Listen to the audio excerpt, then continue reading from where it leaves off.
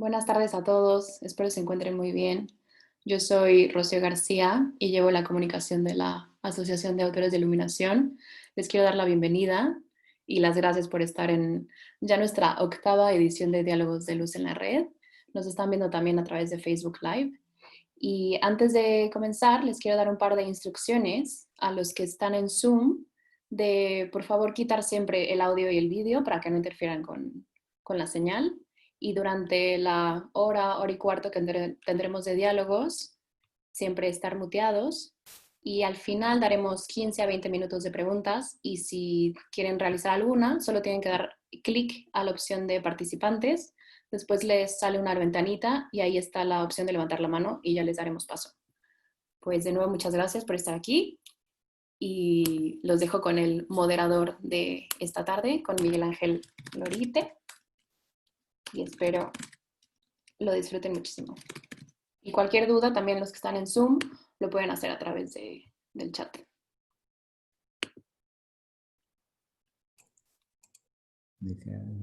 Hola, Miguel Hola. Ángel. Bueno, empezamos ya, ¿no? ¿Qué tal? Bien, ya ha empezado esto, ¿no? Empezamos con la presentación. Bueno, saludar a la cantidad de participantes, que he visto que son muchos los que están interesados e interesadas en estos diálogos, ¿no? En este caso, sobre la iluminación y la museografía, y tenemos ahí dos personas, dos profesionales que son los que van a debatir. Intentaré moderarlos, si es posible.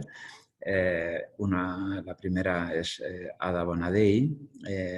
Ella es una diseñadora de iluminación que tiene una larga experiencia, es joven, pero tiene una larga experiencia, prácticamente 30 años en la profesión, y se ha desarrollado esencialmente, por un lado, en la danza contemporánea y el flamenco. De hecho, por ejemplo, pues fue directora técnica durante 14 ediciones del Mes de la Danza en Sevilla. Y en el campo de la museografía pues está realizando actualmente el Museo Arqueológico de Estambul, de Arte Islámico de Qatar, o la Casa de Historia de Europa de Bruselas. Y en el campo de las exposiciones, ha realizado un montón, y voy a citar únicamente una que tenemos entre manos en este momento, mi empresa y ella, ¿no? Con la Acción Cultural Española, que es el viaje más largo, que espero que el coronavirus nos deje realizarla en el Museo San Telmo y podamos tomarnos unas cervecitas, ¿no? Cuando vayamos a la exposición. Por otro lado, pues tenemos a Carlos Alzueta. También es una larga experiencia en una persona joven. En el año 92 comenzó su actividad en el mundo de la escena, dedicado a la especialidad más especializado en audiovisuales, ¿no? Y en 2003 pues, decidió ampliar el campo al terreno de la iluminación escenográfica y la iluminación museográfica, ¿no? En 2007 montó una empresa, fundó que se llama Cooperativa de Ideas Social Limitada. Ha trabajado con multitud de escenógrafos, con José Alfonso Olivares, Maya, Víctor Conde, etc., ¿no? Y también ha realizado multitud de exposiciones, entre las cuales voy a citar otra en la que también tuvimos algo que ver, aunque no personalmente. Yo creo que fue con mi equipo, que eran los 25 años de los premios Goya, ¿no? Que quedó bien bonita, ¿no? Y bueno, pues dicho lo anterior, yo creo que va a ser un debate interesante, es decir, ya sabéis que yo no procedo del mundo de la escenografía, y probablemente pues ahí, sino más bien de la iluminación de arquitectura, de la iluminación de patrimonio, de museos, etcétera. Y bueno, pues probablemente pues tenemos la oportunidad de tener una charla súper interesante al respecto. Y ya está, ¿no? ¿Puedo presentarte yo, Miguel? ¿Puedo presentarte yo? Sí. Porque tener Miguel Ángel Rodríguez Lorite con nosotros es todo un honor y un placer. Bueno. Sobre todo porque él es una persona muy significativa en el panorama de la museología española. ha trabajado en el Ministerio de Cultura muchos años y específicamente en el Instituto de Patrimonio Cultural y ha fundado el Departamento de Conservación Preventiva, no sé si solo con compañeros, de bienes culturales. Yo no sé si sabéis un poco qué es la conservación preventiva. Dicho mal y pronto, es la forma de exponer algo delicado intentando que se dañe lo menos posible. Y eso ha supuesto una revolución en la museología española, porque antes nadie se ocupaba mucho de esto. Y todo ha cambiado mucho desde que se han introducido los criterios de conservación preventiva. Salido del ministerio, se ha lanzado a la cancha y eso también es una cosa muy interesante. Una persona que sale de aquel lado oscuro, que define, digamos, el máximo cliente cultural de España nacional y donde viven unos seres que viven parapetado y protegido tras de unos pliegos de concurso, sale de allí Miguel y se lanza a la cancha y es director de una empresa que se llama Intervento, con la cual es una delicia trabajar. Acabamos de, como acabas de decir tú, acabamos de tener una experiencia conjunta y la verdad que tus chicos son geniales y digo yo que alguien le habrá enseñado, digo yo. Y como última cosa, como Miguel Ángel es físico, o sea, es de formación físico, es un científico y yo soy teatrera, nos pasa mucho que a nivel teórico no estamos de acuerdo. Y entonces, como en este diálogo el moderador tiene derecho de palabra, yo creo que podemos tener algo interesante aquí. ¿Ok? Bueno, vamos allá. Quiero contextualizar un poco para los que están siguiéndolo. Todo va a girar en torno a 6 preguntas que han realizado entre los dos, que hemos pensado que eran las que podían centrar el debate y ser más interesantes, ¿no? Y bueno, yo antes de proceder a lanzarles las preguntas a los participantes, quisiera contextualizar un poco cómo es esto, ¿no? Es decir, es cierto que, y a mí me gusta mucho, hoy me he metido por primera vez en vuestra página y bueno, me sorprende la cantidad de personas dedicadas a la iluminación escénica, cosa que de verdad no sucede en el mundo de la iluminación de la arquitectura. Ya sabéis que es un mundo en el que hace 20 años estábamos 4 y el resto eran las empresas fabricantes que eran las que prescribían, diseñaban y aquí paz y gloria. Y bueno, sin embargo, en el mundo de la iluminación escénica pues está infinitamente más desarrollado, con muchísimos más profesionales y tal. Es cierto que probablemente hay unas visiones distintas de la cosa, ¿no?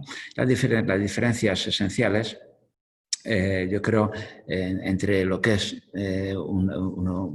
la escenografía clásica y lo que sería el museo clásico, bueno, pues es la relación entre algo estático y algo dinámico. Es decir, el museo es estático, el teatro, la iluminación, la escena es dinámica, ¿no? Hay diferencias entre el rol del observador, de la persona, del espectador, es decir, el espectador en el teatro tradicional, es decir, pues estar sentado en los asientos viendo algo que sucede de lejos y que se mueve, y en el museo es justo al contrario, lo que hay que ver no se mueve y el que se mueve es el visitante, ¿no? Es decir, eso da ideas de percepción radicalmente distintas, ¿no? Y de presentación, por ejemplo, pues pongo el caso, el trampantojo clásico de un decorado de teatro, se ve a X metros de distancia y por eso es un trampantojo, es decir, se hace con brocha gorda, es decir, cuando uno hace una gráfica de una exposición, bueno, es fina filipina, es decir, porque uno se acerca tanto al objeto y se acerca tanto a la estructura del espectáculo que tiene que ser muy, muy, muy cuidadoso, ¿no? Y en el Museo Clásico tenemos obras de arte donde de alguna manera prima la hermenéutica, es decir, un poco la traducción más literal posible, es decir, la famosa visión neutra, ¿no? Frente a la escenografía donde la iluminación tiene una función esencialmente emotiva, ¿no? Es decir, y creativa, ¿no? Que no tiene tanto en el campo de la museografía. Es decir, es emoción versus representación, ¿no? Y hay puntos de encuentro, o no los hay, entre la iluminación museográfica y la iluminación escénica. Yo creo que sí los hay. Y más hay en un momento en el que contamos con las nuevas tecnologías, es decir, con, por ejemplo, el caso del LED, ¿no? Es decir, y tecnologías de videoproyección en las que tenemos, por ejemplo, caso de exposiciones que han propiciado que se generen otro tipo de espectáculos. Por ejemplo, tendríamos las exposiciones de arte industrial, las exposiciones de arqueología, las exposiciones de moda. Serían exposiciones donde es importante un punto de escenografía, ¿no? Que no estamos iluminando las meninas, ¿no? Es decir, estamos o Guernica, estamos jugando con otros parámetros, ¿no? Donde realmente sería interesante una configuración más escénica. De hecho, hay muchas exposiciones temporales, ¿no? Es decir, que cada vez más se trabajan con criterios de carácter escénico, incluso se transforman de algún modo en cajas negras, ¿no? Y otra es la fachada mediales, es decir, cuando tienes espectáculo de vídeo con luz sobre edificios, sobre espacios públicos, es decir, la intervención con luz en el espacio urbano es otro punto de encuentro que realmente estaría muy bien, porque se junta todo, es decir, la creación de un mapping sobre una estructura arquitectónica histórica o no histórica, es decir, y realmente hay muchísimo en ese sentido. Nosotros, o por lo menos mi equipo, sí ha hecho ya, por ejemplo, hace un año con Boa Mistura, pues hicimos un espectáculo en Segovia, que bueno, no forma parte de lo que sería la iluminación museográfica, la iluminación de arquitectura, tal. Bueno, y también hay mucha gente, como los que tenemos aquí, nuestros compañeros, que han entrado en el mundo de los museos y que seguramente, es decir, aportan cosas que, digamos, los más clásicos o los más ortodoxos del mundo de la museografía en ocasiones podemos no entender, ¿no? Es decir, entonces, dicho lo anterior, que yo creo que es un poco por donde van a versar el campo de batalla en el que nos vamos a mover, pues bueno, yo quería a Carlos, que le veo un poco despistado, ¿no? Carlos, al loro, hijo mío. Estás al loro, ¿no? Bien, pues empezamos con la primera pregunta y es el problema justamente de la herramienta. Es decir, estamos trabajando con las mismas herramientas en museografía y en escenografía, sí o no. O sea, estamos trabajando con LED, sí o no. ¿Qué tipo de equipamiento? ¿Con qué tipo de equipamiento se enfrenta a una actividad u otra, ¿no? Vale. Hola, buenas tardes a todos. Estamos trabajando con herramientas parecidas. Yo diría que equivalentes. Sí es verdad que de las dos áreas de aplicación dan como resultado el uso de herramientas más especializadas, pero en la caja de herramientas del iluminador escenográfico y en la caja de herramientas del iluminador teatral hay muchos aparatos que tienen una función equivalente. Trabajamos con LED. La transición al LED en el entorno museográfico yo creo que está casi completada, no sin cierto debate, porque todavía tenemos una pelea con la calidad de la luz, en concreto con la reproducción cromática. No así hemos superado, por ejemplo, el debate de la potencia, que es un poco quizá el talón de Aquiles de algunas fuentes de luz en el medio escénico. Debo decir respecto a los proyectores que utilizamos en el mundo de la museografía que a veces entiendo que adolecen de la versatilidad que tienen otros proyectores en el mundo escénico. Digamos que en el mundo escénico tenemos navajas multiusos y en el mundo de la museografía tenemos cajas con un montón de accesorios intercambiables. Una de las características de nuestro trabajo, que ya lo habéis adelantado, es que supeditamos gran parte del resultado a que el efecto de la iluminación no sea lesivo en las obras que iluminamos, para lo cual necesitamos ajustar la luz mediante luxómetros. El luxómetro es una herramienta que normalmente no está en el medio teatral, pero que es imprescindible para nuestro trabajo porque ajustar la luz sin un aparato que la mida es absolutamente imposible. Entonces, el luxómetro establece unos límites que son una recomendación internacional, una recomendación científica que minimiza el nivel del daño de la luz, que por otra parte está siempre presente, y en el mundo de la iluminación escénica, digamos que los límites de la luz están consensuados de una forma cultural, pero sería poco usual utilizar un luxómetro en un escenario de un teatro. Por otra parte, y abundando en lo que decías, Miguel Ángel, respecto a la posición del espectador, dinámica o estática, en función de si es el espectador de una obra de teatro o de una exposición, hay otra cosa que en nuestro mundo se simplifica mucho, que son los sistemas de control.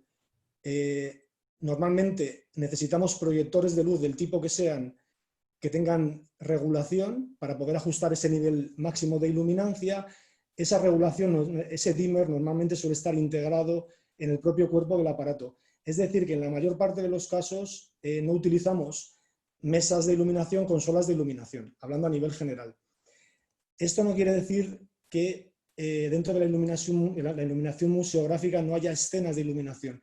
Lo que pasa es que las escenas de iluminación, la cue list, se la va encontrando el visitante a medida que avanza a través de la exposición, e incluso puede hacer un back y volviendo sobre sus pasos.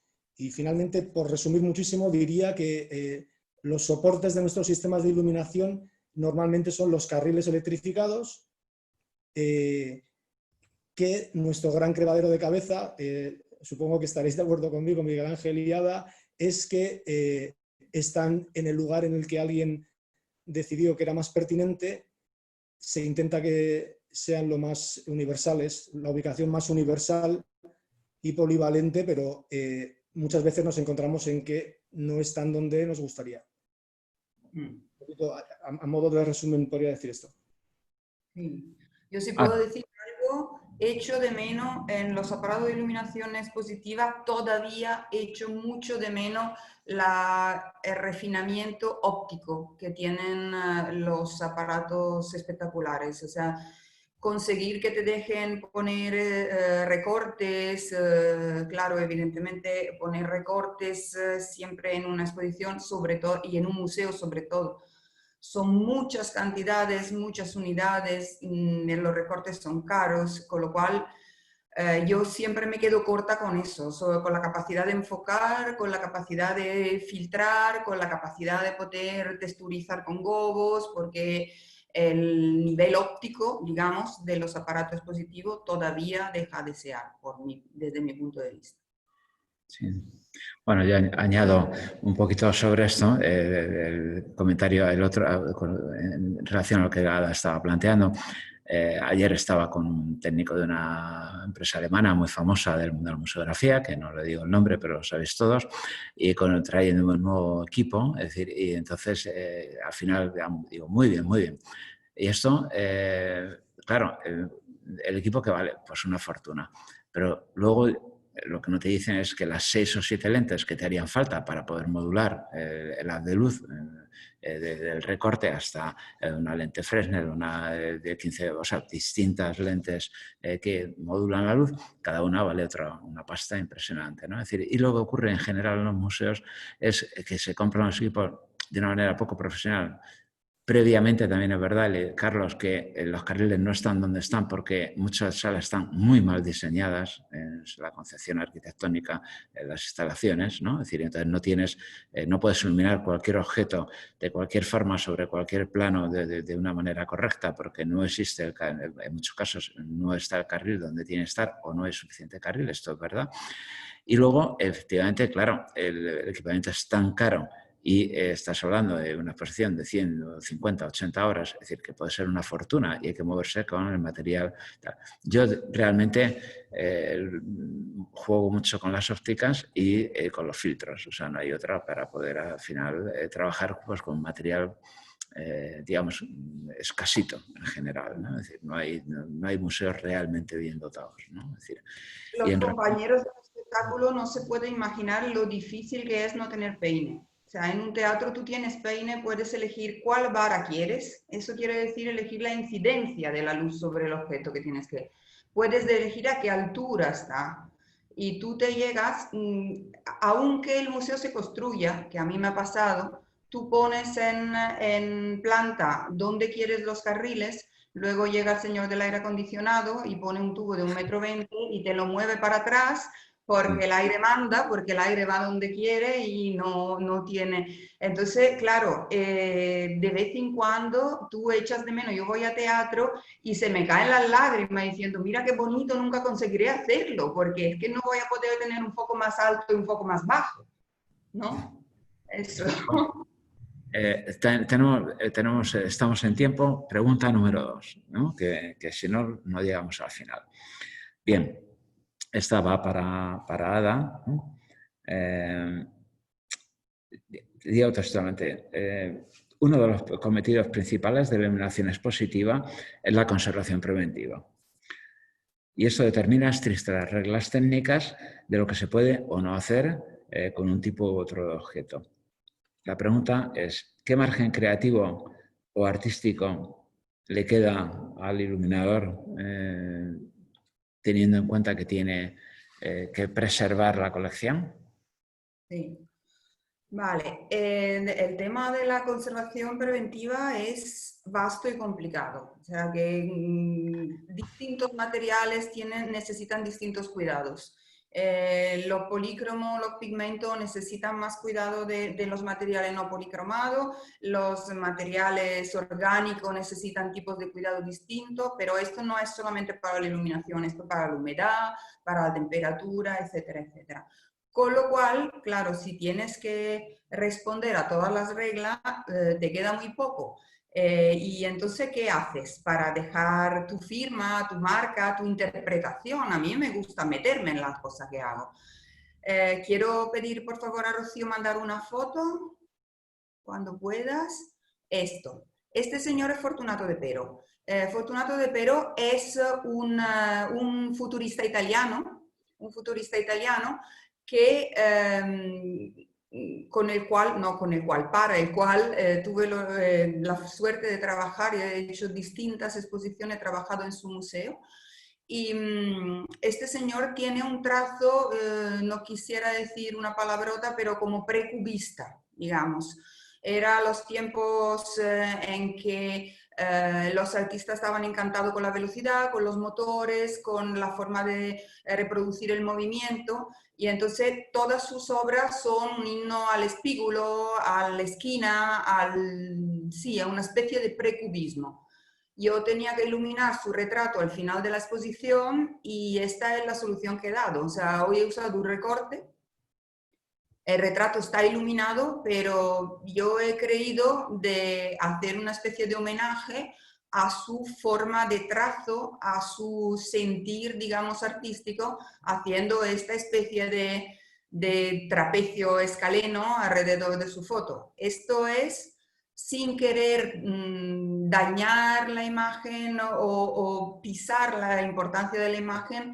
Eso es una modesta interpretación de cómo puedes intentar meter creatividad en algo que tiene una regla tan estricta. Carlos, ¿quieres decir algo?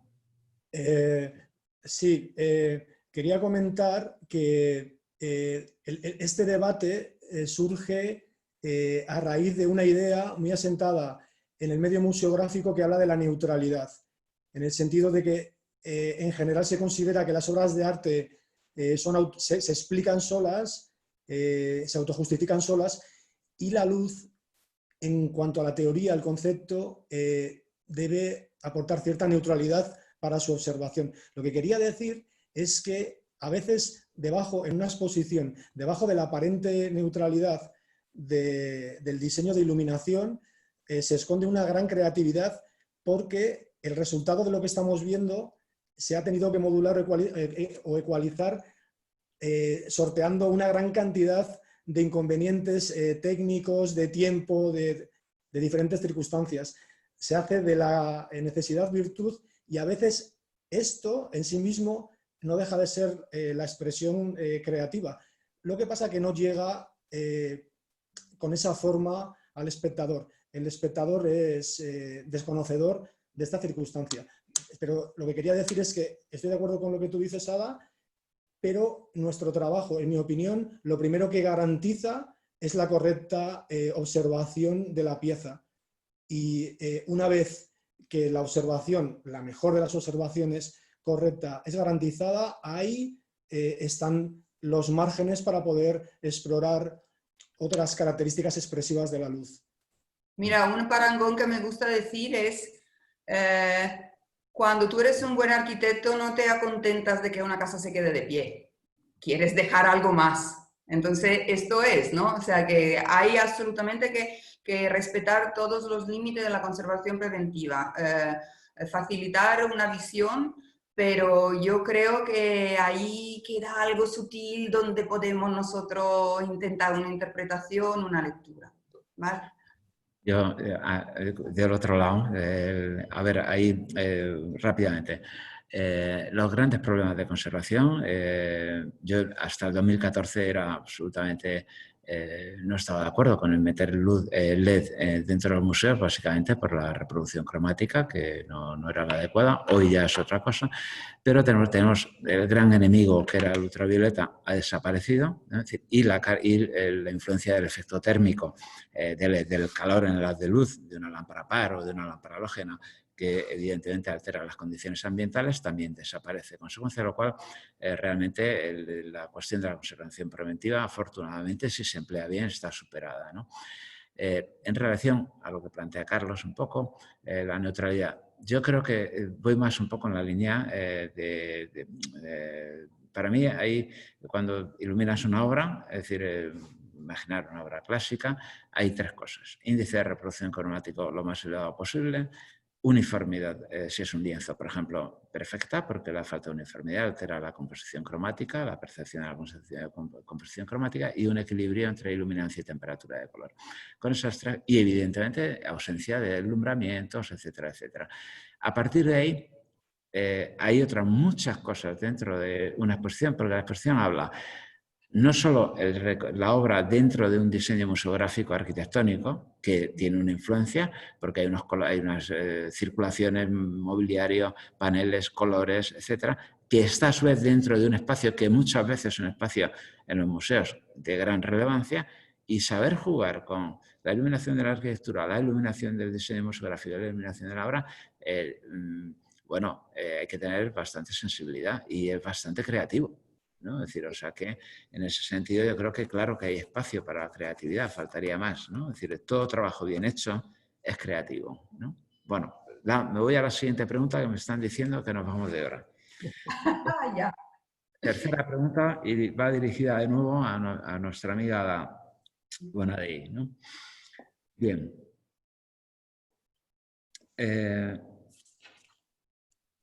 Leo.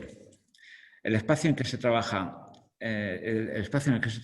influencia mucho la labor del iluminador y sus resultados. En el teatro, por ejemplo, tiene una serie de dispositivos aptos para facilitar el trabajo, evitar fugas, reflejos, determinar el punto de vista del público, etc. ¿Cómo trabaja un iluminador en un museo, en una sala de exposiciones, sin estos dispositivos y con el público en movimiento? Allá va. Bien, esto fue uno de los problemas más dolorosos personalmente cuando salí del teatro y empecé a trabajar en iluminación expositiva. Claramente en teatro tienes unas patas, unas bambalinas, tienes forma de esconder equipo, tienes forma de esconder la fuga de luz. En museos a veces te encuentras una teca de cristal absolutamente transparente en un entorno claro, entonces es muy poco lo que puedes hacer. O sea, puedes recrear, puedes, digamos, hacer menos ilusión, haces más alumbrado y menos iluminación. No quisiera decirlo de una forma un poco fuerte. Entonces ahí es muy importante, por ejemplo, contar con un equipo. Yo hoy, me lo repetiré hasta que me duele la boca, el trabajo de equipo es el mejor, con que mejor resultados se consiguen. Uno de los arquitectos favoritos míos con quien trabajo, por ejemplo, es Boris Mitska, que, perdón si es poco, ha sido allievo de Svoboda, y eso se nota muchísimo en los museos que él diseña, en las exposiciones que él diseña. Trabajar con Boris para mí es muy fácil porque siempre me deja un barco donde escapar, un sitio donde esconder los focos, y quisiera pedir a Rocío, por favor, que mande una fotografía. Estamos hablando de todas cosas muy antiguas. Este es el Museo de la Ilustración de Valencia, el MUVIM, y es una iluminación que hicimos en el 99, ¿vale? Y es la sala que reproduce el nacimiento de la escritura, el escritorio. Antes que nada, en este museo había muy poco fondo, o sea que no había un fondo muy importante, que eran unos volúmenes originales de la enciclopedia de Diderot, pero se decidió separar la parte didáctica, donde se explicaba cómo se llegó a esta enciclopedia, de la parte puramente expositiva. O sea que se hizo toda una visita muy escenográfica, como en la foto que estáis viendo, para dejar para el final, una especie de traca final, la exposición de lo que eran las piezas originales. Y funcionó bastante bien, porque el público llegaba al final que había entendido muy bien y disfrutaba mucho. Si vosotros veis esto es un escritorium. Yo tengo columna, tengo arcos, tengo ventana. Aquí veis un foco que se ve. Al entonces tiempo se usaban focos halógenos. Yo intenté conseguir poner algunos focos teatrales, pero está lleno, este sitio está lleno de escondrijo, de dónde puedo yo esconder los focos, de trampas de luz, de dónde puedo hacer acabar las luces espurias. ¿Podemos ver la siguiente? Esta es la sala que se llamaba La Máquina, que explicaba la concepción del cuerpo como de una máquina hecha de partes, que es una concepción filosófica que se desarrolla con la ilustración. Entonces, como veis, tiene un punto muy escenográfico. O sea, desde ese punto de vista, estos tipos de espacios son espacios muy teatrales y espacios donde yo me encuentro mucho más a gusto. No se da muy a menudo, ok, me quitan la foto, Rocío, por favor. No se da muy a menudo este tipo de arquitectura más representativa. Digamos que la normalidad en los teatros son, pues, pedestal, pedestal, pedestal, estatua, estatua, estatua. Entonces, por eso quería yo enseñarlos. Carlos. Sí, mira, quería deciros que hay una correspondencia interesante entre los dos tipos de espacios en los que trabajamos de forma un poco transversal, ¿no? Tenemos la cámara negra, la caja negra, que es un dispositivo escénico en el que hay determinadas estructuras que están destinadas a esconder la procedencia de la luz. Sin embargo, tenemos su equivalente en el medio museográfico, que es el cubo blanco, que también es una especie de no espacio que descontextualiza lo que muestra, pero en el que normalmente nadie se preocupa de esconder la procedencia de las fuentes de luz. Y sin embargo, en algunas ocasiones, los mismos dispositivos que producen la luz son considerados como desestabilizadores un poco del espacio. Tened en cuenta que en el medio escenográfico tenemos única y exclusivamente reservado para nosotros el techo. Cuando exponemos vitrinas, normalmente son autoportantes de la iluminación, pero a ninguno de nosotros se nos ocurriría pedir en un museo que nos instalaran una vara de luces, una posición de luces visible, tal. Es decir, dependemos prácticamente del trabajo en el techo. Esto limita en general las posibilidades. Me parecía una analogía interesante la del cubo blanco y la cámara negra, que si bien en un principio culturalmente sirven para lo mismo, para abstraer al espectador un poco del contexto cultural, si es que esto es posible, pero pese a ser los dos contenedores tecnológicos de lo que exponen o de lo que presentan, parece como que en el caso de las exposiciones no hemos llegado a ser todavía refinados hasta el punto de esconder los puntos de luz, que a veces suelen ser un problema. Bueno, depende de lo que te lo pelees, Carlos, porque yo soy muy pesada, yo consigo poner barras de luces cuando me dejan. Seguimos. Bueno, yo simplemente una acotación en relación a... claro, es que la escena, o sea, en un teatro el público está a oscuras, es decir, y claro, tú en un museo tienes que ir andando, es decir, entonces luego trataremos sobre este tema. En cualquier caso, todo lo de la caja blanca procede, digamos, no es tan nuevo, es decir, hay museos, los museos que están en edificios históricos, como el caso que hemos visto ahora de Ada, evidentemente no es una caja blanca, estamos hablando sobre todo del Museo de Arte Contemporánea, la arquitectura moderna, ¿no? Y al final esto tiene que ver, básicamente, pues un poco la idea se ha atribuido un poco a Foster, ¿no? Es decir, cómo construir un museo no puede tener luz natural porque es difícil la conservación con la luz natural, entonces hago cajas blancas de las dimensiones apropiadas donde solo hay dos infraestructuras, el aire acondicionado y la iluminación, y obviamente, efectivamente, es difícil salir del techo. Ahora coincido con Ada, nosotros muchas veces vamos por el suelo, por el techo y por las paredes. O sea, es decir, que hay veces que sí cambiamos ese discurso, si el diseño museográfico apoya, claro. Esto es muy importante, ¿no? Y el arquitecto te deja, y el arquitecto te deja. Hay que tener personas abiertas también. Sí. Claro. Voy a la siguiente pregunta que va para Carlos. Carlos, al loro. Dice, la asociación vuestra, la mayor parte de los asociados son gente que se dedica a la iluminación escénica, ¿no? ¿Cómo relacionáis la iluminación expositiva con la escénica en los alcances teóricos y artísticos? Y ahí en nada la pregunta. Sí, pues yo creo que de entrada la relacionamos mucho, porque creo que todos y todas compartimos una visión un poco transversal. Es por eso por lo que ahora podemos estar hablando de un campo de aplicación de la iluminación que en principio no es cercano al habitual del mundo de la ciencia, pero estoy seguro de que todos nuestros compañeros nos están siguiendo el hilo perfectamente. Hay una cosa que yo querría comentar respecto a esto, porque realmente en el fondo creo que son primos hermanos,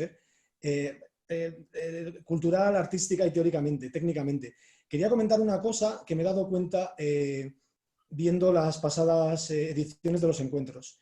Y es que, en general, la visión que tenemos como iluminadores teatrales es de que la luz tiene cualidades pictóricas. Hablamos de rellenar con la luz, de pintar con la luz, de matizar con la luz, de velar con la luz, de significar con la luz.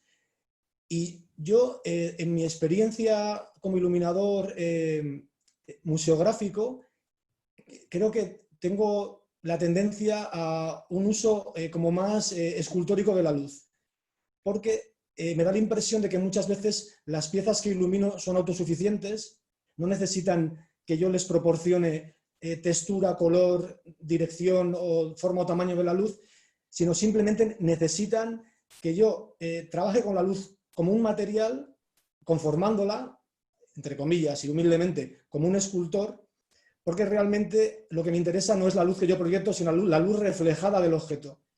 Y esa luz reflejada es la combinación del objeto, de su reflectancia y de su absorción, con la luz que yo le proyecto.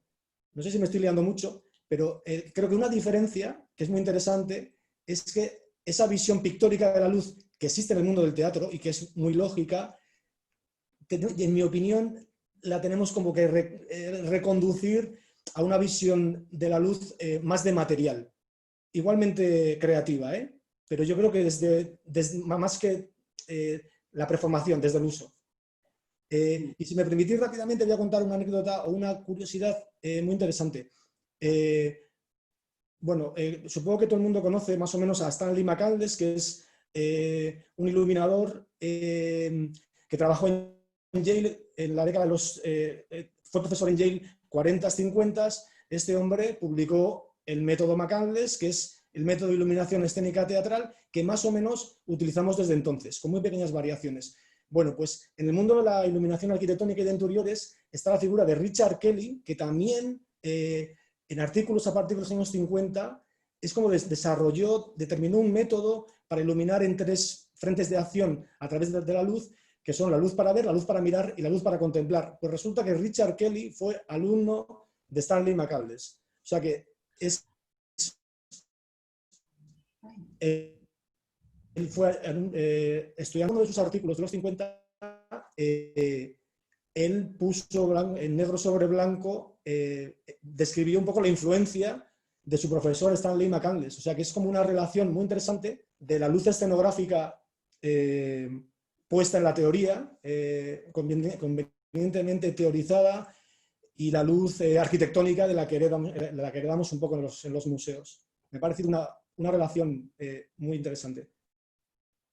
Vale, yo quería decir una cosa rapidita, que yo de la iluminación escénica lo que no abandono y quiero con todas mis fuerzas traer a la iluminación expositiva es la emotividad. La emotividad, en el sentido que yo creo que sin tocar y sin variar una escultura o un cuadro, pero no solamente escultura y cuadro, porque también estamos hablando, por ejemplo, de arqueología, de huesos, de textiles, hay muchas cosas que se exponen. Yo creo que hay una forma de hacer el público compartícipe del objeto, o sea, que lo entienda mejor, que lo sienta mejor. Entonces, y eso es el lado emotivo que es tan potente en la iluminación escénica y se encuentra mucho más difuminado y mucho más diluido, como correctamente tiene que ser en la iluminación expositiva. Yo no renuncio a eso. Bueno, vamos un poco apretados de tiempo, de forma que me paso a la siguiente pregunta que va para... Perdón, que va para Ada, ¿no? Amiga, aquí va. Tiene conexión con lo que estás diciendo. No me bosteces, que te estoy viendo. No bostezo, me asusto. Dice, ¿es posible la iluminación neutra de una pieza museográfica? ¿Qué margen tiene el iluminador expositivo para ofrecer una lectura personal o una interpretación de los objetos iluminados? ¿Puede hacerlo? ¿Tiene que hacerlo? Venga. Vale. Esto es la pregunta más peliaguda del batallón, yo creo, que la iluminación neutra. Yo no quiero ir a incomodar a mi amigo Umberto Eco y la semiótica cuando digo que no existe nada neutro realmente, o sea, nada neutro, o sea, todo lo que sucede, todo lo que hay es testigo de su tiempo y de sus ambientes y de las personas que lo han estado alrededor de cualquier objeto.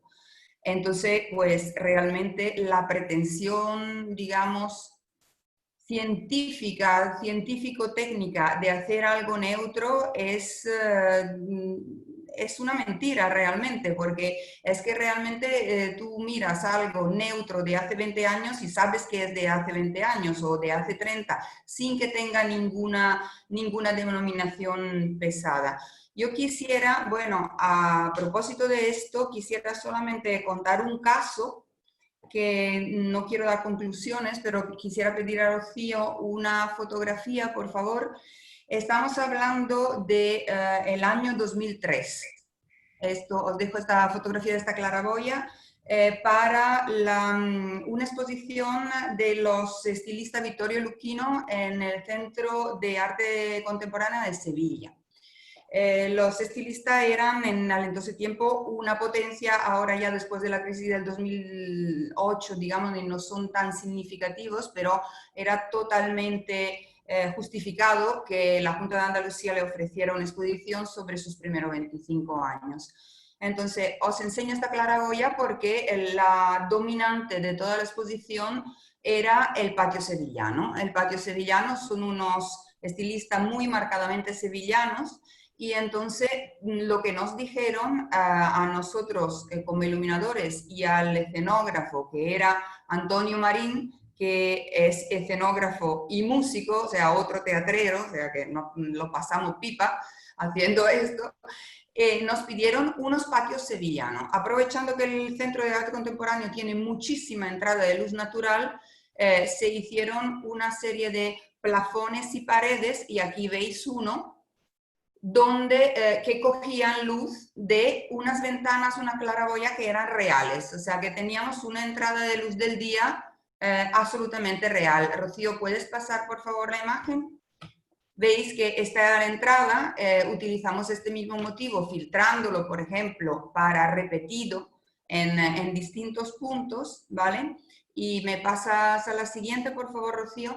Esto fue, por ejemplo, una de las salas. Aquí teníamos como una especie de pasarela iluminada exclusivamente por la luz del día que entraba de la claraboya. Por eso había cambios de luz a lo largo del día. Si, Rocío, me pasas a la siguiente, esta era la misma pasarela por la tarde. Ahora se ha puesto muy de moda lo de variar la luz a lo largo del día en los museos y en las exposiciones. Esto era un ejemplo. Entonces, ¿qué pasó?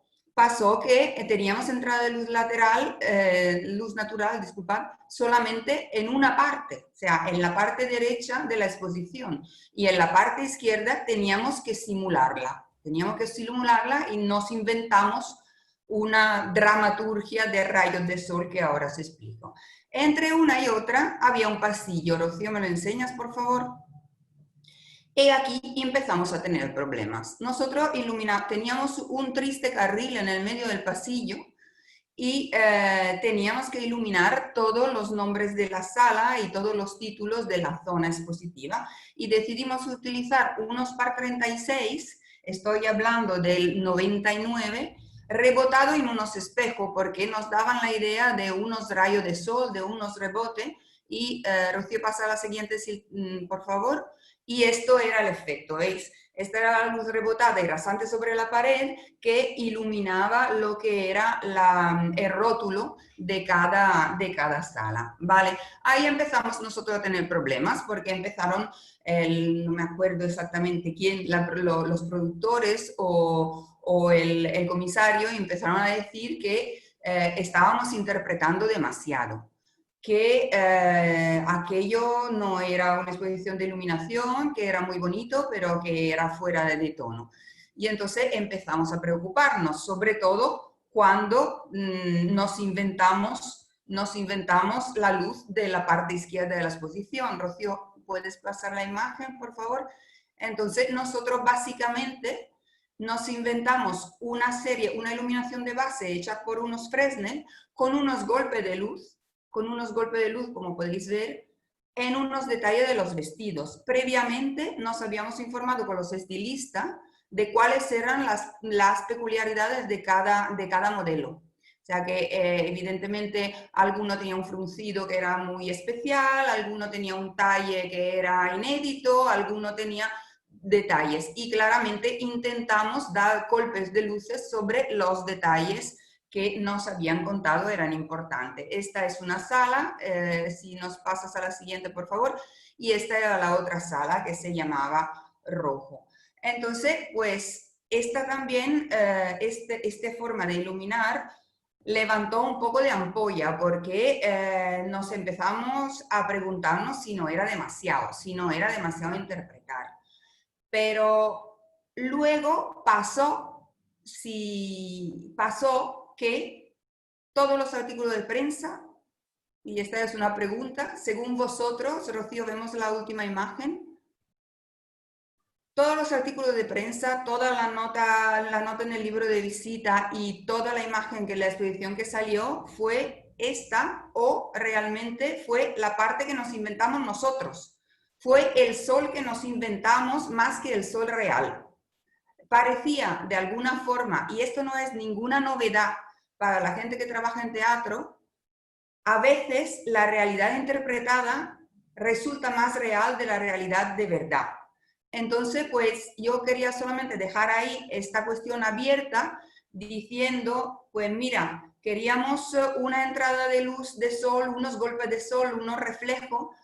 Utilizamos de un lado el sol de verdad y del otro lado nos inventamos un sol. Y al final, el que tuvo más éxito fue el sol que nos inventamos nosotros. Y ahí os lo dejo. Sí, recojo el guante.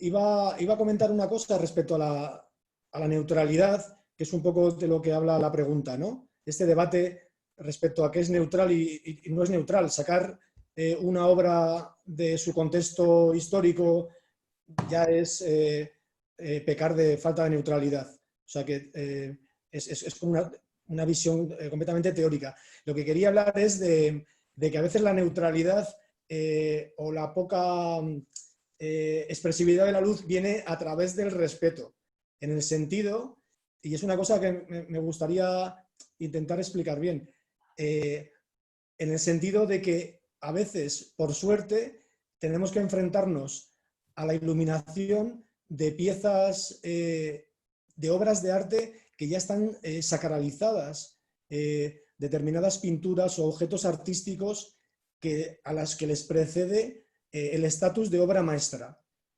Ante eso, lo único que nos queda es la humildad de intentar ser técnicamente lo mejor posible iluminándolo, porque esa obra es absolutamente autosuficiente. Esto determina unos márgenes fuera de los cuales creo que sí tenemos cierto espacio de actuación. También debo decir... Perdón, termina. Es que es una pregunta... Simplemente quiero decir que también, para contextualizar un poco la conversación, se puede distinguir entre las exposiciones temporales, que son realmente las que yo más trabajo, y luego los grandes contenedores artísticos, museos identitarios nacionales, que tienen una visión mucho más conservadora y más, entre comillas, neutra de la iluminación. En los primeros, o por ejemplo en las exposiciones de moda, sí que hay mucho más margen. Y los clientes incluso buscan la opinión y la acción del iluminador escenográfico, porque les parece un valor. Sí. Sí, a propósito de la neutralidad, mira, ahora mismo estamos en una encrucijada, estamos iluminando con LED, ¿vale? La luz por LED es la primera vez en la historia desde que el hombre descubrió el fuego en que la luz está producida por algo que no sea un cuerpo incandescente. Eso digo, aparte la luciérnaga y los peces abisales, que bueno, son aparte de eso. Entonces, prácticamente, si hablamos de arte, ninguna obra de arte, a menos que se haya pintado al aire libre, ninguna obra de arte se ha hecho y se ha producido con una iluminación distinta, con una iluminación que no sea incandescente, fogata, lámparas de aceite, luz eléctrica, luz halógena, ¿entiendes? Entonces, ¿qué pasa? Por ejemplo, las leyes de la perspectiva también están muy definidas por los colores, por la iluminación de las pinturas, por el uso de la cantidad de blanco en la mezcla, etcétera, etcétera. Entonces, ya eso, o sea, ya pretender una iluminación, ¿vale?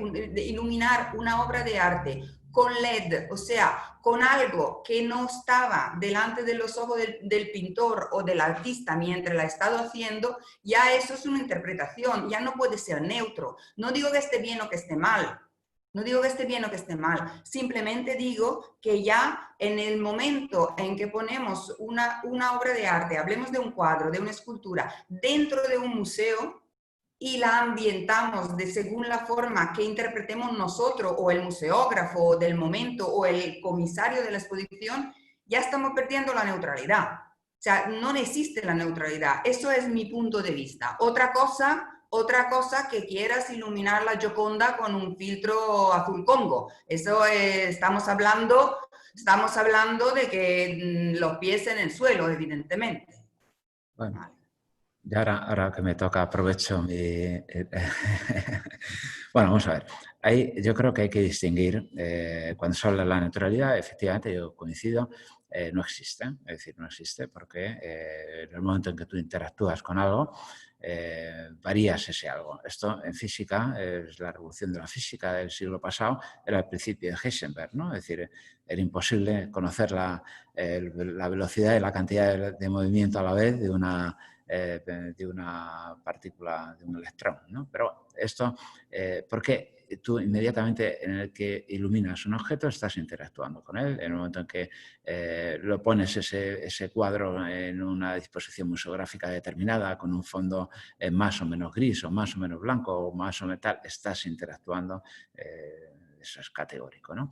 Bien, de ahí la neutralidad que sería exigible, es decir, es un poco la que hacía referencia ahora, es decir, yo lo planteé antes, es decir, máximo índice de reproducción cromático posible, es decir, mínima desvirtuación de los colores originales, uniformidad, porque la falta de uniformidad altera la percepción del color, es decir, y sobre todo pues las cualidades de, bueno, pues verlo de una manera lo más, evitando reflejos, sobre todo alumbramiento directo, reflejos, etcétera. Con esos eran los cánones de la neutralidad bajo mi punto de vista. Ahora, otra cuestión, cuando, incluso en el campo de la museografía, cuando se hace una exposición sobre un artista y el comisario da una visión de esa obra y junta 12 obras de ese artista en un orden determinado y el diseñador museográfico las coloca de una manera determinada.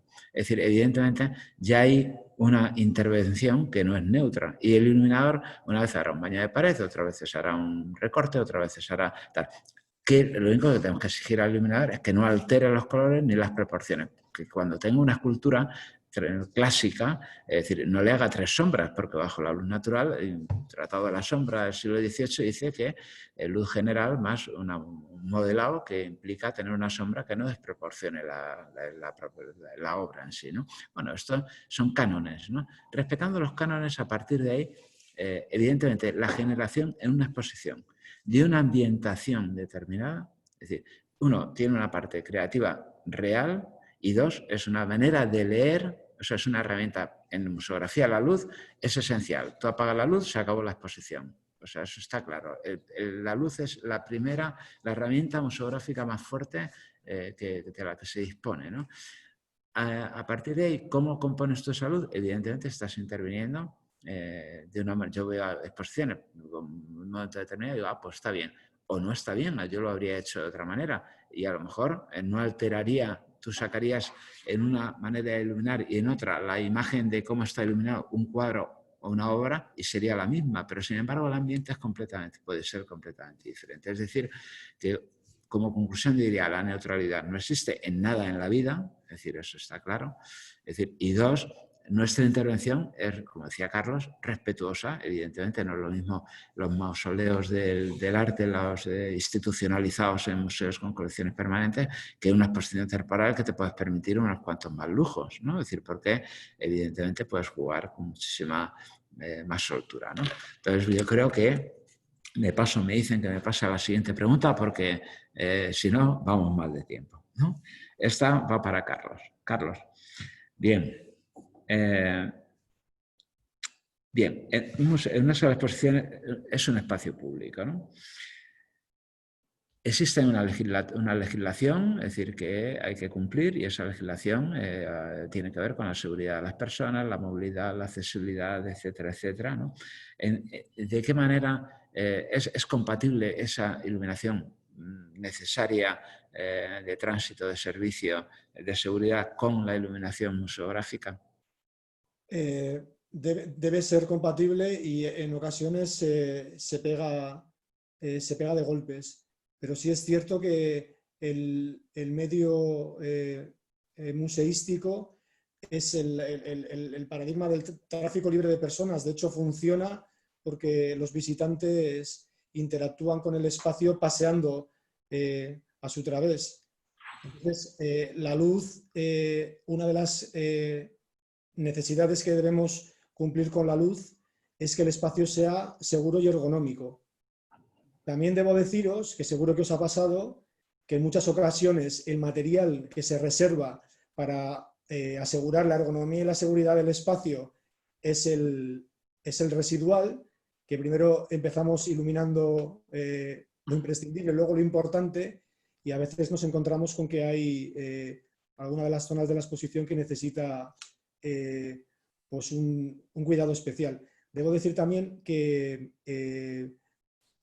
no sé si viene a colación con la pregunta, pero que es muy interesante también ver la forma en la que el público, como masa iluminada, también a veces interactúa en las exposiciones. Esta mañana he perdido un poco de tiempo buscando fotografías en internet, poniendo el genérico exposiciones en museos, porque quería comprobar una cosa que más o menos he descubierto, y es que en las fotografías de las exposiciones, en general, no se incluye la figura del público.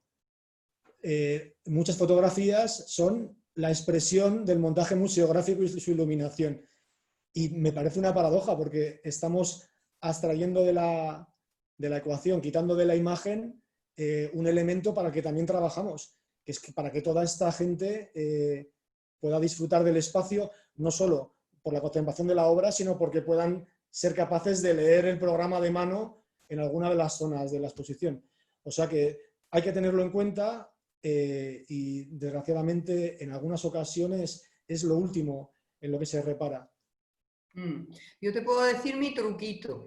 Como decía antes muy correctamente Miguel Ángel, hay mucho que iluminar en una exposición, no solamente las obras. Sobre todo si es una exposición con una arquitectura efímera, o sea, el espacio, las cartelas, detalles, muebles, etc. Yo lo que intento hacer es que el público tenga bastante luz para moverse de forma segura, iluminando todo esto alrededor. Esencialmente yo lo que intento evitar es que me pongan iluminación de emergencia, esa cosa horrible que se ponen, así que yo intento prevenir el problema y dejando una iluminación para el público que a veces está en contradicción con la iluminación para las obras, porque a ti cuando te piden 40 luces sobre un objeto y eso quiere decir que todo el resto tiene que estar más oscuro, de que no tienes que tener reflejo porque si no 40 luces no sirven para ver, es muy difícil hacer que el público circule de forma segura y confortable y es una parte, yo creo, de la iluminación expositiva muy importante. O sea, aparte de la iluminación de las obras, es una iluminación para que el público esté cómodo. Es, digamos, la mitad del trabajo, según mi punto de vista. Sí, en esto no tiene nada que ver con las exposiciones, pero de algún modo sí, con las iluminaciones, las normativas, ¿no? Es decir, yo me he pasado la vida iluminando, por ejemplo, iglesias, ¿no? Es decir, y bueno, el que nuestra civilización no sepa por dónde se sale cuando hay un incendio de una iglesia es que está tontado, es decir, o sea, es evidente por dónde se entra, por dónde se sale, ¿no? Entonces, yo he peleado siempre contra eso y en general lo he logrado. Nunca el Ministerio de Industria me ha puesto ninguna pega. ¿Qué haces? Yo digo, bueno, mira, yo te pongo las luminarias que diseño, iluminación de reposición, las baterías que hagan falta, de forma que, bueno, aquí se va la luz y durante 2 horas vas a tener mucha luz, pero me niego a ponerte una luminaria de emergencia con un señorito corriendo, porque evidentemente un burro en un garaje, ¿no? En los museos pasa otro tanto lo mismo, muchas salas de exposiciones de pronto dice, bueno, ¿qué coño hace el extintor en mitad de un plano expositivo que es necesario, ¿no? Es decir, ¿por qué no se ocultan de alguna manera o se o las emergencias y esto, pues en museos históricos, en casa museo, por ejemplo, Museo Cerralbo, museos que son casas históricas muy ambientadas en la época, bueno, pues te encuentras ese tipo de servidumbres que realmente no proceden, ¿no? Es decir, que la normativa muchas veces, pues lo que decíamos antes, creo que ayer o no sé cuándo comentaba, es decir, pues que te llegan la inspección técnica del ministerio correspondiente y entonces te quiere poner de objetos que, bueno, es tu pared positiva, ¿no? Entonces yo creo que hay que saber combinarlo. Otra cosa es que hay veces que os pasa, también yo, a los escénicos, en algunas exposiciones de moda que he tenido la experiencia, de pronto llaman a la propiedad y dicen, joder, es que esto es una caja negra, o sea, aquí no hay quien, o sea, esto es súper peligroso, ¿no?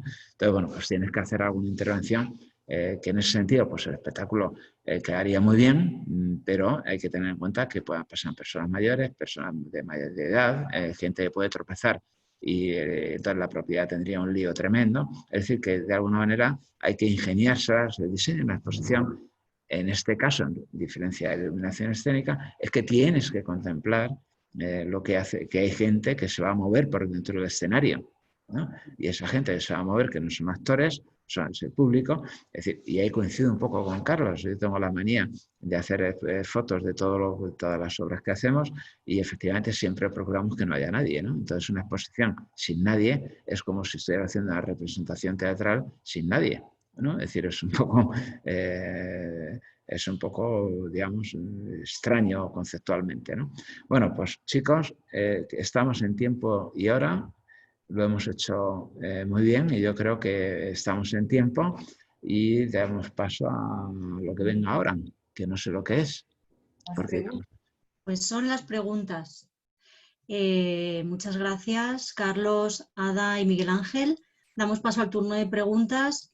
Os recordamos que tenéis el icono de levantar la mano en la parte de participantes. Abajo a la derecha lo podéis encontrar. Quien quiera hacer una pregunta, levanta la mano y os iremos dando paso, abriendo el micro y la cámara si queréis. Ahora mismo tenemos una pregunta de Nicolás Fichtel. Le voy a dar paso. Adelante, Nicolás. Muchas gracias. Hola, buenas tardes a los tres. Hola. ¿Cómo estáis? A ver si se me ve por ahí. Eso es. Quería agradeceros antes de nada a los tres por vuestra conversación, que me ha parecido, por supuesto, interesantísima. Me parecéis unos tres profesionales con un discurso muy interesante y súper trabajado.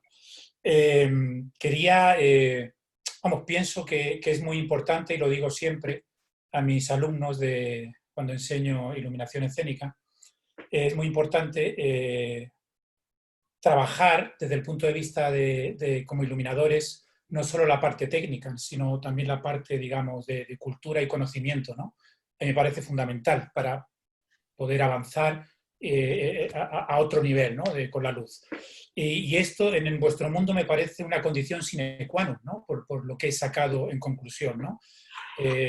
Me parece que la formación técnica no es suficiente y que es muy importante tener una vasta cultura, ¿no? No sé si estáis en esto de acuerdo o no, ¿cómo lo enfocáis esto?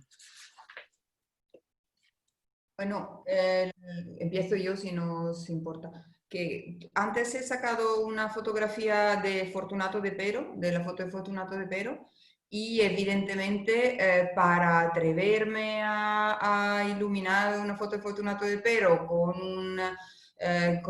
un triángulo escaleno isósceles ahí muy raro, yo me he tenido que documentar. O sea, a mí me gusta. O sea, yo cuando tengo que iluminar un artista, me compro libros del artista, me leo la Wikipedia, veo cómo trabaja, qué es lo que le gusta, cuáles son los colores que dominantes y desde este punto de vista, estas son las armas que yo tengo también para hacer el resto de la iluminación. Lo que decía antes, la iluminación de la sala, la iluminación para el público, si es afín al tema de la exposición, es seguramente más llevadero y contribuye a que el público entienda el ambiente general o el carácter del artista o del argumento. Yo aparte de esto, creo que no es antinatural enfrentarse a la práctica sin en paralelo amigarse con la teórica. Aparte que es especialmente interesante toda la teoría de la luz y por otra parte no podemos cuestionar los límites de nuestro trabajo o de la expresividad de nuestra iluminación si no sabemos ni dónde están. Y parte de los límites que nos hemos autoadjudicado o que nos hemos autorrecomendado se explican de forma teórica. O sea que yo creo que haces muy bien en decir a tus alumnos que se líen con la teórica, porque aparte me parece que es bastante interesante. Y la cultura general, ver cosas, enterarse, tendencias, cosas que te gustan y cosas que no te gustan, es igual de importante. Hombre, yo creo que la gracia... primero, el trabajo es muy divertido, en el sentido, no solo iluminarnos lo divertido es que estás en contacto permanentemente, pues llevas 30, 40 años en contacto con cosas, viendo el arte de una manera que nadie lo ha visto. Es decir, entonces lo puedes oler, estás cerca, nadie te lo impide, lo puedes ver de noche, de día, estás solo en la sala o en el museo haciéndolo, y eso pues la verdad que es un placer. Yo recuerdo obras por ejemplo, la iluminación de las cuevas de Altamira en el año 80 y poco que hice, pasaba noches tumbado en la sala de polícromos yo solo, ¿no? O sea, eso es algo que es un placer inmenso y evidentemente cuando te enfrentas a iluminar algo, lo primero que tienes que hacer es documentarte en profundidad. Es decir, documentarte, o sea, si no tienes interés en lo que vas a iluminar, pues dedícate a otra cosa. Entonces, y más si estás hablando de arte, o sea, tienes que entender al artista, tienes que entender al comisario por qué el comisario dice quiere hacerlo de una manera. Tienes que entender si el diseñador museográfico ha entendido bien el guión. Es como hacer una película, es igual. Y a ti te toca la parte de iluminador, que a nadie nos oculta, que es bajo mi punto de vista, en definitiva el cine no es más que luz, en última instancia, ¿no? Pues lo mismo pasa con casi todos los espectáculos visuales, ¿no? Pero si eres un ignorante y realmente no tienes curiosidad en tal, pues entonces probablemente puedas pasar por alto millones de detalles que habría que enseñar a la gente. Es decir, que bueno, luego puede ser más o menos bueno, puede ser más o menos creativo, más o menos tal, pero, hombre, la teoría es básica y la curiosidad más todavía.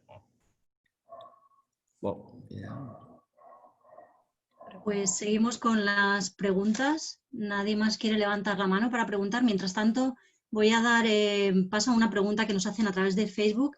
Juanjo Llorens nos pregunta si en vuestro caso expresan sus inquietudes o cabreos los comisarios o artistas vivos ante vuestro trabajo, igual que los iluminadores la expresan con los fotógrafos cuando dan su visión de su trabajo y se olvidan de la neutralidad que no tiene nada que ver con el trabajo del iluminador. ¿Os pasa? Yo, en mi experiencia, estamos un poco protegidos por cierto desconocimiento, cierto respeto que a veces emana un poco nuestro trabajo. Quiero decir que hay una especie de barrera de contención que es que el comisario las partes... ¿me veis? Perdón. No te oímos bien. Perdonadme. Nada, simplemente quería decir que a veces sí nos ocurre. Que a mí me ha llegado a pasar que el correo o el comisario repasan con su luxómetro detrás mío y corroboran las medidas que yo he ido tomando en las piezas. Y está en su obligación y en su derecho de hacerlo. O sea, realmente el comisario es el responsable, a veces final, del resultado de una exposición. Tiene que ver también, hay una responsabilidad en cuanto a conservación y tiene mando en plaza. O sea que muchas veces opina, por supuesto. Claro que sí. También hay una cosa, por ejemplo, en el ejemplo que he mandado antes de la exposición de Vittorio Lucchino, ¿vale?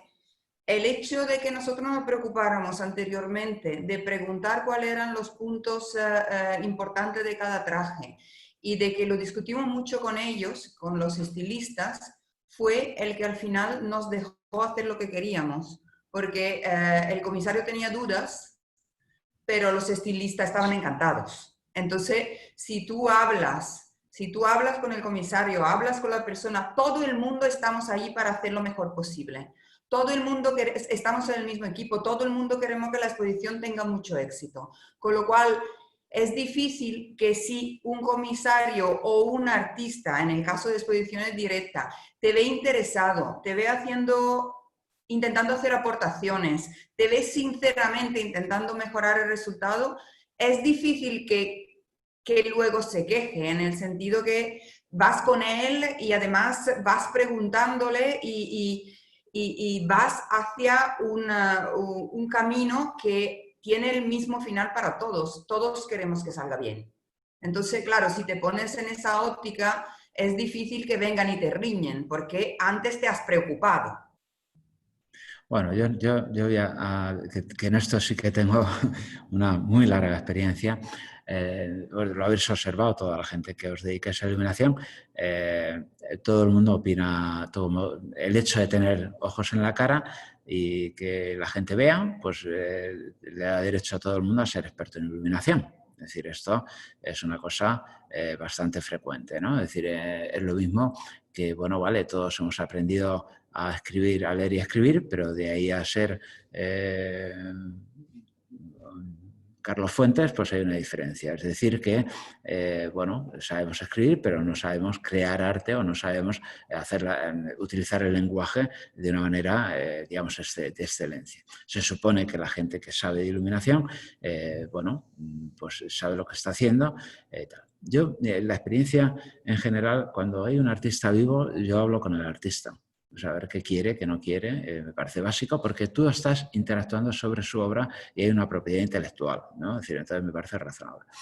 Y llegar a acuerdos con los comisarios y tal. Pero bueno, también en el mundo de los museos y del arte hay una vanidad, el ego y la vanidad es una cosa que se multiplica por 100, nadie sabe por qué. La proximidad del arte estimula el gen del ego a la gente. Y entonces, bueno, pues todo el mundo sabe un huevo, todo el mundo opina y bueno, pues a mí esa gente absolutamente ignorante, es decir, de las cosas más básicas, pues me ha intentado enmendar la plana más de una vez. Lógicamente, pues tienen millones de herramientas, técnicas y de todo tipo, pues para poner en evidencia que esa persona no tiene la más leve idea de lo que está diciendo, ¿no? Pero bueno, este es el problema que tiene nuestro oficio, que es un oficio que todo el mundo opina. Es decir, que está bien que todo el mundo opine, pero que no opinen cómo lo tienes que hacer tú. Esa es la cuestión, ¿no? Es decir, y por lo demás, pues yo creo que... Yo he comprobado una cosa, una circunstancia divertida, y es que con el paso de los años, los clientes o la gente con la que interactúas, al mismo tiempo que tú, o paralelamente a ti, también van adquiriendo, a través tuyo o por voluntad propia, cierto conocimiento de la iluminación.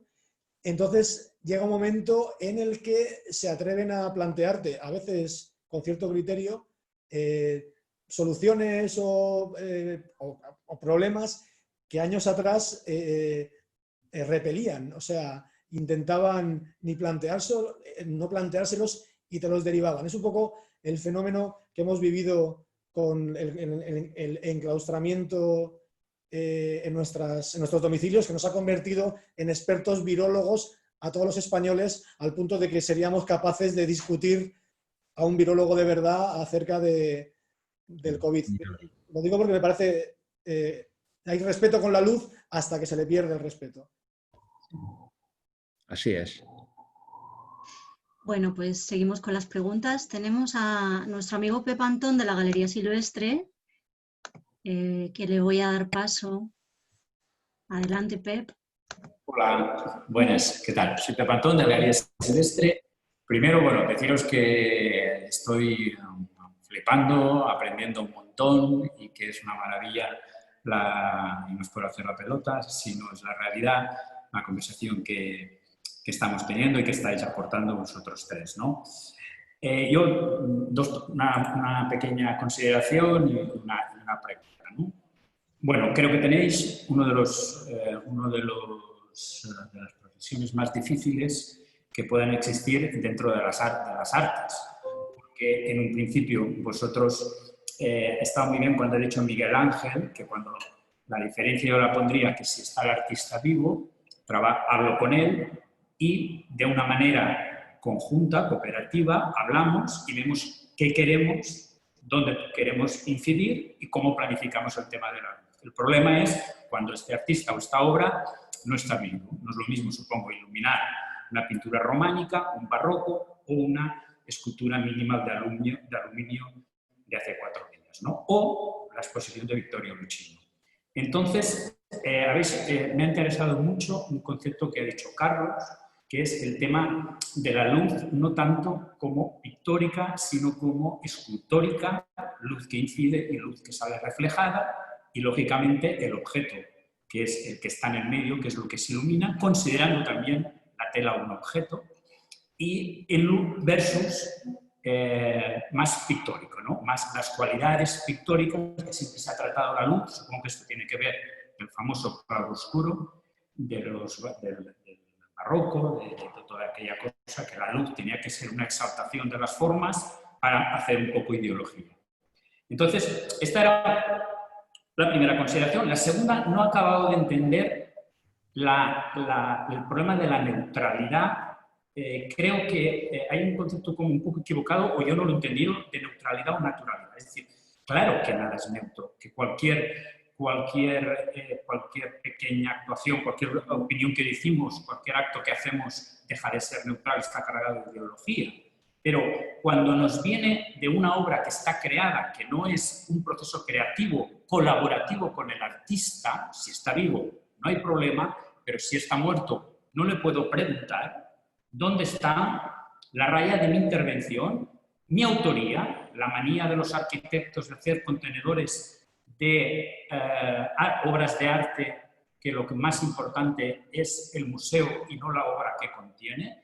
Ahí donde está el equilibrio entre no hacer también autoría y no pasarse en los subrayados, de manera que ese significado, creo que Miguel Ángel estaba hablando de egos, creo que ahí es donde tenemos que saber cómo quitarnos, cómo de una manera poner lo común y no el ego, porque si no subrayo lo mío en detrimento del otro.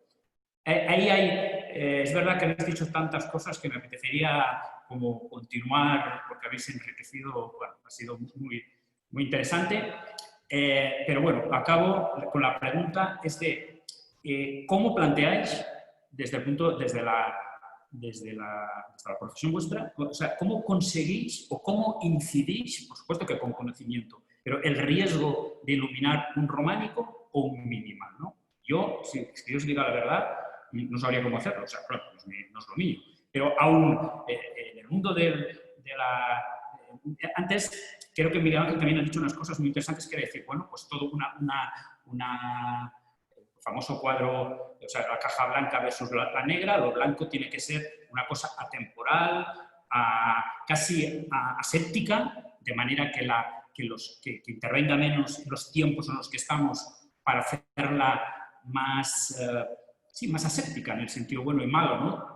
Y que vaya a favor de la contemplación de la obra, que esté lo mínimamente contaminada, incluso por la luz, en la caja blanca, ¿no? Fluorescentes arriba, bueno, fluorescentes antes, ahora, y que parece que te olvides de la luz y que tenga que ver con la naturalidad donde estuvo creada, con la luz en donde estuvo creada esa obra en el taller del artista. No sé si me he explicado o he dicho alguna tontería. No sé. Gracias, Pep. Yo creo que la clave es lo que tú has dicho. Cuando tú dices meter de tu ego en detrimento de la obra, pues eso simplemente no se puede hacer. O sea, lo que tienes que intentar es meter lo que tú puedes hacer en realzamiento de la obra. O sea, si claramente estamos hablando de museos, o sea, que no estamos hablando de obras sueltas, estamos hablando de un discurso museográfico que hay un señor que ha decidido poner antes una cosa, luego una otra, para tener un discurso. Entonces, tú tienes que intentar poner todos los medios que tiene para que lo que salga no sea tu ego, sino que lo que salga sea el discurso. O sea, la exposición es un ejercicio de comunicación. O sea, tú quieres enseñar algo que comunique algo a los que la miran. Entonces, tú tienes que meterte en este espíritu. Por ejemplo, una cosa. Yo estoy ahora con tema de bajo relieve y alto relieve egipcios y cosas de ese tipo. Necesito poner una luz rasante para aumentar el largo de las sombras para que unos altos relieves que son mínimos y que tienen 2000 años de tiempo y están muy desgastados se puedan percibir, se puedan leer. Yo no quiero pasar por encima, que se vea mi firma. Yo lo que quiero es que la obra que ilumino se pueda entender mejor en el respeto de sus intenciones. Y en ese caso decía, si te tienes que comprar 3 libros sobre el autor y estudiarte su vida y lo que le gustaba y que no le gustaban las flores y le gustaban las frutas, lo que sea, todo lo que sepa del autor te ayuda a que la obra, por lo menos por lo que tú piensas y lo que tú puedes entender con cierta cultura también. Atención, hay monumento por ahí iluminado con la fiebre del RGB que parecen cartas de ajustes. ¿vale? O sea, no, eso no, esa es una interpretación excesiva y egoística, ¿vale? Yo solamente intento interpretar y poner todo lo que sé para que la sombra de una escultura no se aberre, que respete las proporciones de la escultura para ir hacia lo que yo me imagino y lo que yo puedo estudiar, lo que yo pienso que el autor quería hacer. Eso es mi respuesta. Bueno, yo... bueno, Carlos. Quería dar como otra visión de esto que he comentado antes y que comentaba en la pregunta respecto el proceso mágico, digamos, que hay entre la luz proyectada y la luz reflejada. Y es la visión de que en el fondo lo que hacemos es proyectamos luz en cierta manera carente de cualidades.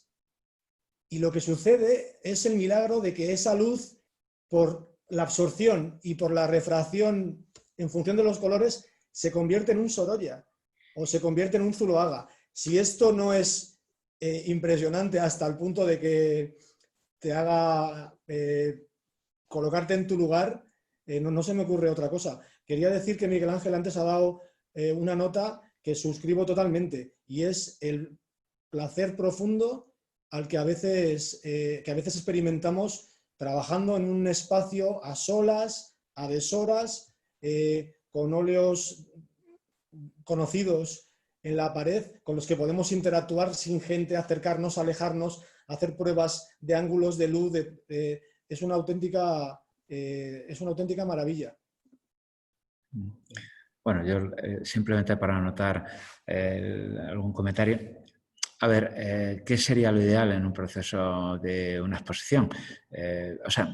Yo después de muchos años de estar en esto, lo que hago es, bueno, ya está, es la exposición de este artista o esta obra, este es el museo, esta es su infraestructura, este es el diseño museográfico y nadie te ha consultado nada hasta ese momento y yo te digo, bueno, ahora me lo tengo que comer con patatas, vamos a ver qué es lo que hacemos, ¿no?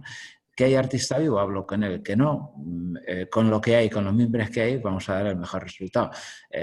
Yo qué sé, mi equipo más o menos viene a hacer unas 80 exposiciones al año, a lo mejor iluminamos esa cantidad de exposiciones al año y muchas veces es pim pam pum. Y obtienes unos resultados que no son en la mayor parte de los casos probablemente los mejores, ¿no? Es decir, pero son los que se dan en las circunstancias que se dan. O sea, lo ideal, esto del equipo multidisciplinar que se pone a pensar un iluminador en museografía, jamás está al mismo nivel, salvo en circunstancias o cuando tal que el diseñador museográfico, ¿no? El diseñador museográfico a veces es, imagínate, hasta un diseñador gráfico, un arquitecto recién salido, tal que ha hecho 3 exposiciones y te quiere explicar a ti cómo tienes que iluminarlo, ¿no? Es decir, entonces, bueno, pues yo en ese tipo de circunstancias realmente ya, pues uno ya es mayor, ¿no? Es decir, me digo, sí, venga, tira y hago el trabajo de la manera más independiente posible con lo que hay. Lo que no quiere decir que sea lo ideal, que podría ser muchísimo mejor, sin lugar a dudas. Yo creo que se destina poco tiempo y dinero, es decir, a la actividad que nosotros realizamos, ¿no? Y no se le da el valor que realmente tiene, porque, insisto, en una exposición, la herramienta museográfica más poderosa, dado que la comunicación es visual, no deja de ser la luz. Y sin embargo, muchas veces se le da muchísima más importancia a la gráfica, al catering o a, no sé, o a la propia mobiliario museográfico que lo que se le puede dar a la iluminación, que realmente es lo que la gente, es lo que puede establecer el diálogo, esto de ver, mirar y contemplar, o sea, la posibilidad de establecer ese diálogo de contemplación, realmente para que eso pase, que pasa algunas veces, yo certificaría y discutiría con todo el mundo que la herramienta imprescindible, es decir, es la iluminación, es la luz, ¿no? Para la contemplación. y eso, pues bueno, no es, me imagino que no es tiempo ni, ni el momento, pero esto daría para una potente discusión, pues con mucha gente del medio, pues conservadores, arquitectos, restauradores, etcétera, que probablemente no tengan la misma percepción, ¿no? Estamos a las 7:34. ¿Qué dice doña? Sí, pues tenemos todavía un par de preguntas, vamos bien de tiempo, nos da justito para hacerlas. A través del chat, Napoleón Alfaro nos preguntaba qué bibliografía o blogs o revistas o información sobre iluminación recomendáis. Bueno, pues yo te digo, mira, no sé, de iluminación de museografía hay mucho. Pues si le pasas mi correo, pues yo le puedo pasar toneladas. Pero vamos, ahora mismo de cabeza. Yo creo que en nuestra página web había cosas colgadas, ¿no? Pero no me acuerdo bien. Bueno, eso es lo que... Sí hay mucha documentación, bueno, no tanta como debería, pero si quiere, pues le puedo pasar lo que quiera. Muy bien. ¿Y Carlos y Ada? Sí, estoy completamente de acuerdo. Hay un montón de información cruzada en Internet, de un montón de fuentes. Y mira, y curiosamente hay un montón de trabajos de fin de carrera y de tesis doctorales de iluminación, de consulta libre, de acceso libre, también muy interesantes. Hay alguna revista también comercial y millones de fotografías, donde también se pueden inferir, deducir cosas. O sea, Ahora con... hace años, pero hoy en día el acceso a la información yo creo que en principio creo que no es un problema. Ahora con el boom de los LEDs se ha desarrollado muchísimo distintas direcciones de información. También hay una rama muy técnica, muy científica, muy física sobre qué tipo de luz, cuáles son las componentes de la luz mejor para exposición. Yo creo que no hay blog mejores y blog peores. Hay el blog que te sirve a ti en ese momento por lo que tú estás haciendo estudiando. Que gusta. Muy bien. Tenemos a Juan Gómez Cornejo, que quiere hacer una pregunta. Adelante, Juan. Uy. Adelante, te oímos. Uy, perdonad, ¿me oís ahora? Sí. Vale, se me ha ido la pantalla, no sé qué he hecho. Nada, simplemente, bueno, era casi la última pregunta y fundamentalmente es agradeceros vuestra participación en estos diálogos de luz. Miguel Ángel, Ada, Carlos, es un placer escucharos sobre estos temas que los tocamos de soslayo nada más nosotros, ¿no? Y que yo pienso que como decía Carlos y Ada, pues que tienen un montón de elementos en común y que, en definitiva, el tratamiento de la luz, por más que las disciplinas sean diferentes, siempre hay nexos comunes, ¿no? Yo me tiraría hablando de la caja blanca esta, como sabéis, que el otro día lo comentamos, debe ser de formación profesional, pero efectivamente a mí me obsesiona mucho que todas las galerías de arte contemporáneo de principio sean un quirófano, más que yo entiendo que para cada exposición en una pequeña galería no pueden llamar a un iluminador, pero por otro lado pienso que para mí yo partiría de una caja negra en vez de una caja blanca, pero creo que esto es una deformación profesional que ocasionaría un poco más de intervención con la luz y con la caja blanca pues no la tendremos. No sé quién comentaba el otro día que con la caja blanca a mí me parece que el extintor cobra casi la misma importancia que el cuadro o la escultura que se está exponiendo. Entonces, bueno, no vamos a volver a incidir sobre eso porque creo que nos daría para seguir reflexionando durante un ratito y esto ya tenemos que acabarlo. Solo quería haceros una última pregunta sobre la iluminación de las ciudades museo, las ciudades emblemáticas, históricas, en donde creo que la unidad en el tratamiento de la luz de todos los edificios en ocasiones deja mucho que desear. No sé, la pregunta es si pensáis que merecería la pena que hubiera siempre tendría que ser un criterio municipal, un criterio artístico centrado en algún equipo. No sé cómo veis que se podría evitar todo el tema de estas intervenciones que yo creo que a veces son estupendas, pero otras veces dejan mucho que desear y sobre todo porque las tratan de forma individual. No hay digamos, un diseño del conjunto de la ciudad estoy hablando, pues bueno, no sé, Miguel Ángel tiene bastante experiencia en estos asuntos y bueno, me gustaría simplemente pues que lo toquéis así, aunque da para una nueva charla, pero si podéis decir algo de vuestra opinión al respecto. Y lo dicho, agradecidísimo de que estéis aquí con nosotros en estos diálogos de luz. Pues nada, a ver, ahí yo hace mucho tiempo vengo peleándome mucho por el asunto de los conjuntos históricos y la imagen, el paisaje nocturno de las ciudades históricas, ¿no?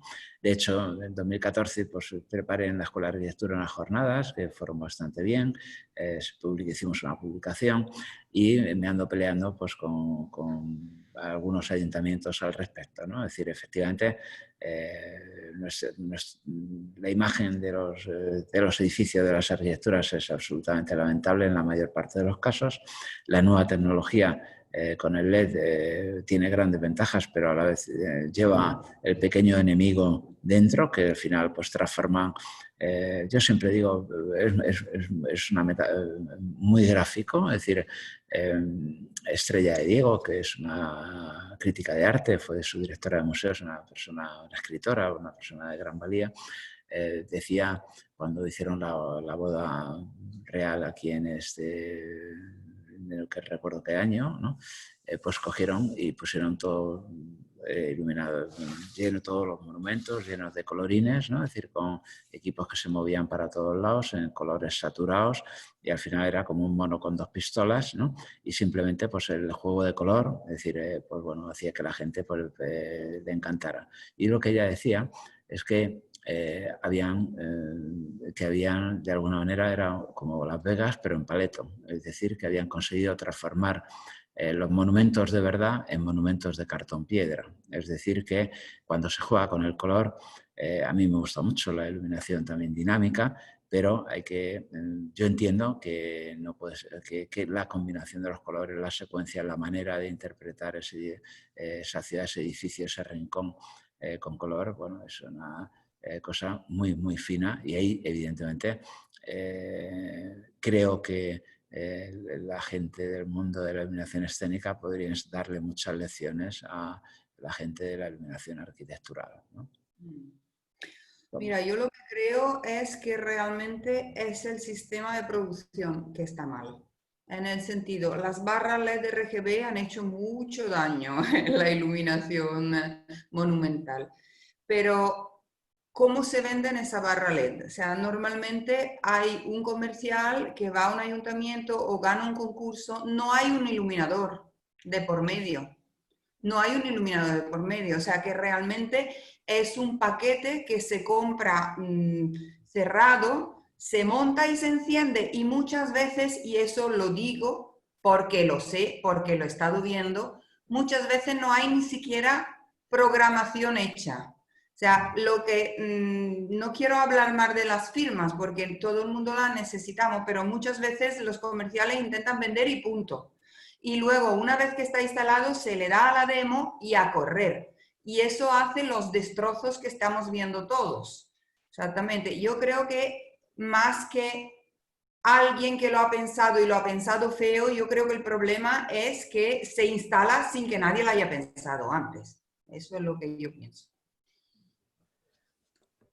Pues nada, yo por terminar diría que creo que hay mucho margen, porque es verdad que Madrid es una ciudad que de día creo que es más interesante que de noche.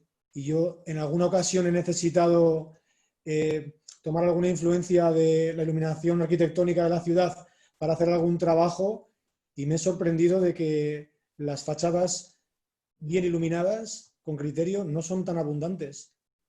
O sea que, bueno, me parece un nicho de mercado y coincido en que hay un margen ahí para investigar, sí. Mira, en mi país, en Lombardía, hace unos 10 años hay ya una ley regional que dice que todas las reformas de monumentos y de edificios públicos, y no solo públicos, de edificios que dan a la vía pública, tienen que prever también un proyecto de iluminación. Y entonces yo creo que hace mucha falta, o sea, que que no es solamente ver quién te lo pone más barato y el que te lo ponga más barato adelante. Y luego se destrozan los cascos históricos. Yo quizá estoy diciendo algo muy duro para alguien, pero es modus in rebus, decía mi profesor de latín. Bien.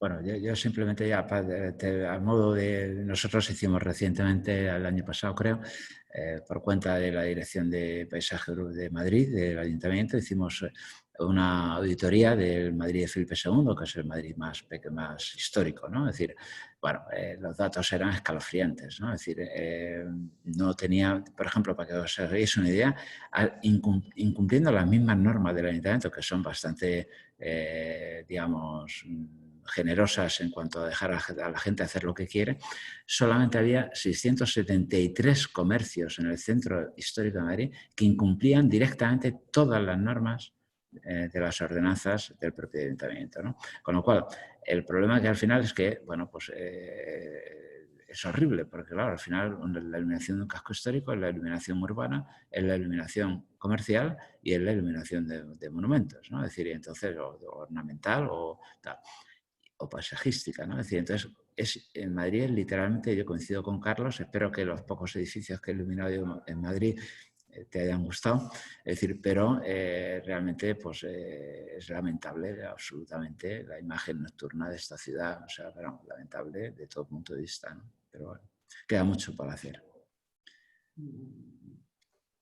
Muy bien, pues nada más. Con esta última pregunta hemos terminado. Daros las gracias de nuevo a Ada, Carlos y Miguel Ángel por compartir con nosotros vuestra experiencia y conocimientos. Muchísimas gracias a vosotros. Gracias. También dar las gracias a todas las personas que nos han acompañado tanto aquí en Zoom como en Facebook, y solamente recordaros que el viernes que viene volvemos a estar aquí, en este caso con diálogos de luz en la red dedicados a la televisión, luz y cámara, el viaje de las imágenes, y contaremos con Ezequiel Nobili, Iñaki Irastorza y Alberto Ibáñez como moderador. Espero que nos acompañéis y muchas gracias otra vez.